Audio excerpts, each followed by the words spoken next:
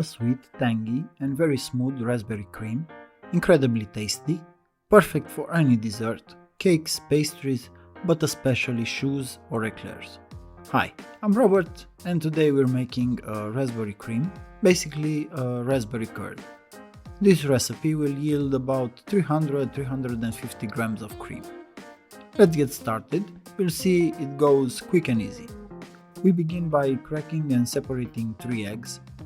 While we're at this step, I want to mention that you can follow me on Instagram, where I post tons of content, and I appreciate your support there. Set the egg whites aside for another use, perhaps a pavlova or something similar, and add 100 grams of sugar to the egg yolks. Whisk them well, then add 270 grams of raspberry puree to the yolks. I'm using frozen raspberry puree that I've thawed and slightly warmed. If you're using fresh raspberries, you can cook them briefly, blend them, and then strain the mixture to remove the seeds. The resulting puree should weigh 270 grams.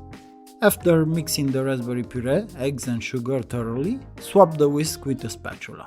The whisk incorporates too much air into the cream, and I prefer a creamier texture. Place the bowl over a double boiler and cook the cream until it thickens significantly. Stir continuously, especially along the edges, as the mixture tends to cook faster where it touches the bowl. Ensure that the temperature is even throughout the cream. If you're making this cream for commercial purpose or selling the dessert, ensure that the cream reaches at least 72 Celsius. Use a thermometer for accuracy. Otherwise, you can gauge the consistency visually. This is the texture we're aiming for.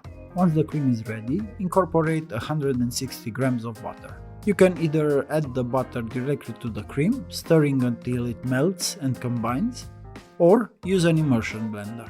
For the latter, place the butter in a narrow, tall container, pour the cream over it and blend. This will result in a smoother and shinier cream. Transfer the cream to a bowl, cover it with plastic wrap directly touching the surface, and let it chill in the refrigerator. Once cooled, it's ready to use in your favorite dessert.